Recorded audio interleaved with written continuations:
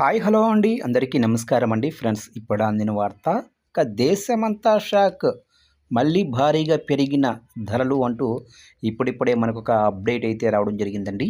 అయితే ఇందుకు సంబంధించిన పూర్తి వివరాలు అయితే మన వీడియోలో తెలుసుకుందామండి. అంటే వేటి ధరలు పెరిగాయి ఏంటి అనేది క్లారిటీగా తెలుసుకుందామండి.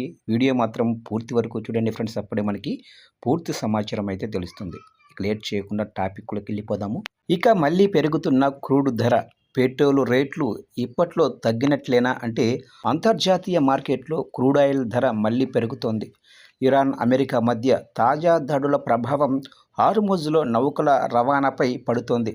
దీంతో బ్రెంట్ క్రూడ్ ఆయిల్ ధర $79లకు ఎగిసింది. రాత్రి నుంచి ఇరాన్పై అమెరికా విరుచుకుపడడంతో ఇవాళ ఒకరోజే ధర ఏకంగా 4.30% పెరిగింది. రానున్న రోజుల్లో క్రూడ్ రేటు మరింత పెరిగే ఛాన్స్ అయితే ఉంది.